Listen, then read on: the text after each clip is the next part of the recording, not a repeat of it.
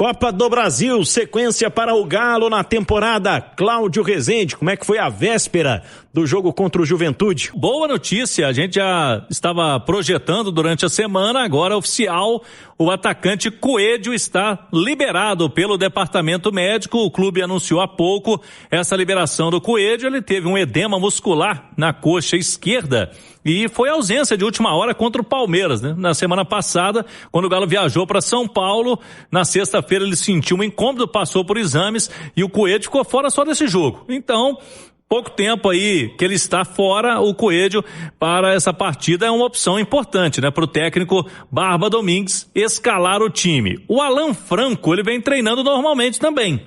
E aí fica a cargo do treinador. Se vai colocar o Alan Franco ou se mantém a dupla de volantes, né, que vem sendo aí a titular do Galo nesse retorno. Foram 2 jogos, Tomás Pérez e Maicon.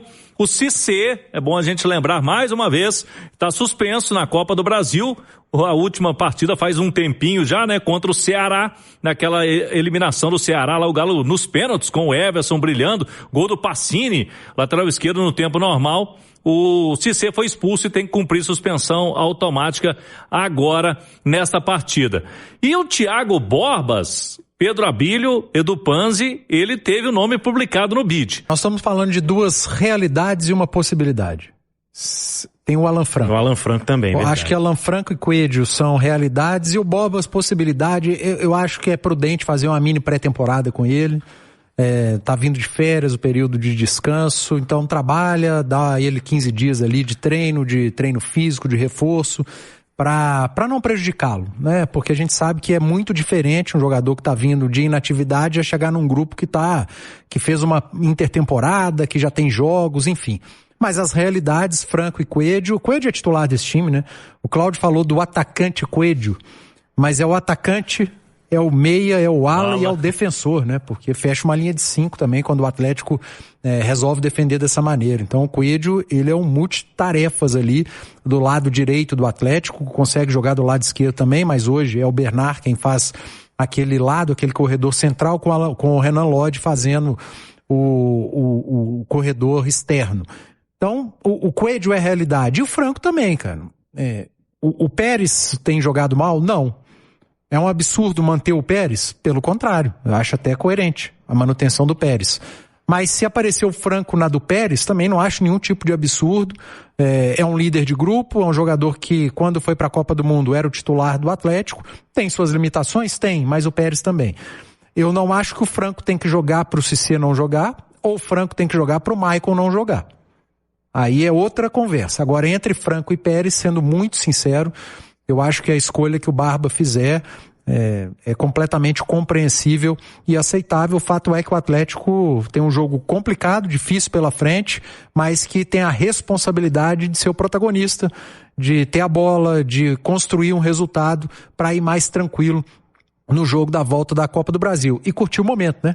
Aproveitar o bom momento, a grande vitória que teve em São Paulo contra o Palmeiras. Então é um sábado pro torcedor comparecer e curtir o Galo. Galo e Bragantino, jogos, né, com datas e horários definidos.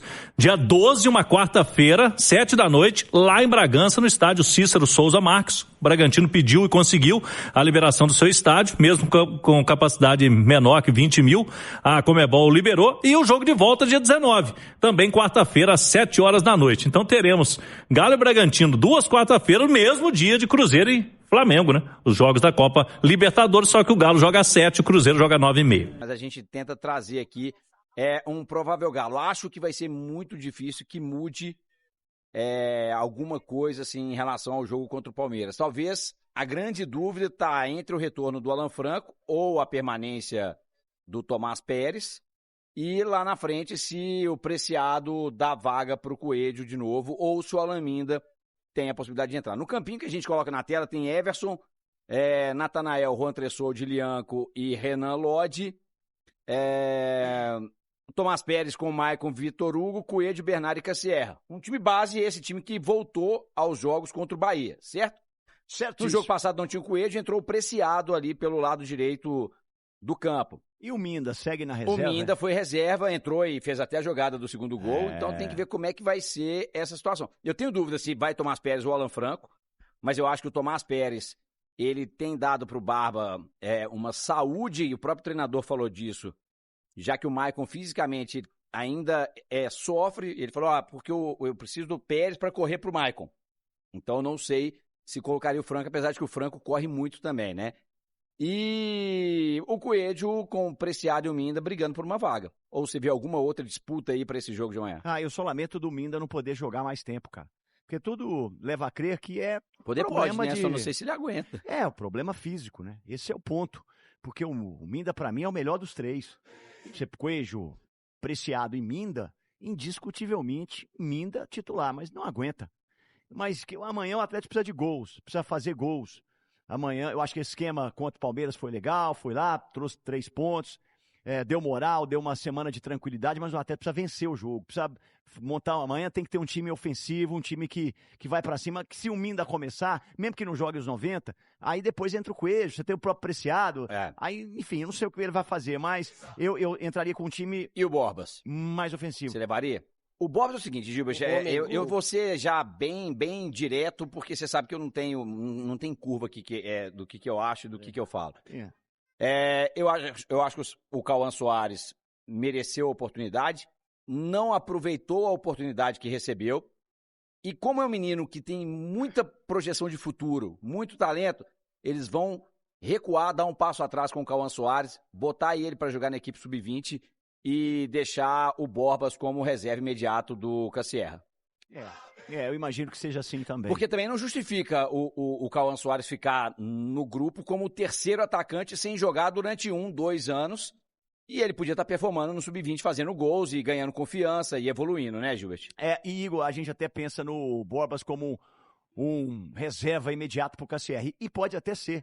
Mas eu acho que dá, inclusive, para jogarem os dois. Dá. O Cassierra, eventualmente, sim. O Cassierra sai muito da área, mais versátil, ele se movimenta bem. E o Borbas já é um atacante de área mesmo, camisa 9. Homem-gol, né? Ele falou que é homem-gol. Assim espero, né? A toda ele falou. Isso. Dessa vez tá sobrando gente, né?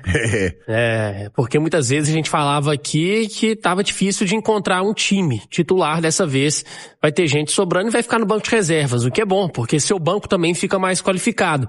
A boa partida do Preciado contra o Palmeiras foi uma grande notícia. Eu não acho que ele tem que ser mantido, até imagino que o Coelho volta para o time titular, mas tendo o Preciado como uma boa opção, você ganha mais um reforço. Ele, nesse momento, para mim, faz uma concorrência com o próprio Coelho e não com o Natanael, já que o Natanael tem feito uma função mais defensiva, como terceiro zagueiro. Thiago Borbas como opção também para o banco de reservas, ainda é uma incógnita, é um jogador que chega com desconfiança. Mas é um jogo, Romano, em que o Atlético, ele vai ter que ter aquela paciência, né? O Juventude é um time de Série B, mas é um time que compete muito. E tava pegando, assim, os números do Juventude, tem a melhor defesa da Série B, e olha só, dos 20 jogos do Juventude na Série B, em 14, o Juventude não sofreu gols. É claro que o Atlético é um nível bem acima, o Juventude não pega adversários do mesmo nível do Atlético, mas dentro da realidade do Juventude é um time que se defende muito bem. Tem desfalques importantes, né? Não vai poder contar com 2 zagueiros titulares, o Rodrigo San e o Messias. Mas de qualquer forma é o Juventude que vai tentar levar um empate para decidir a sua vida no Alfredo Jaconi, que você conhece e sabe que é difícil pra caramba.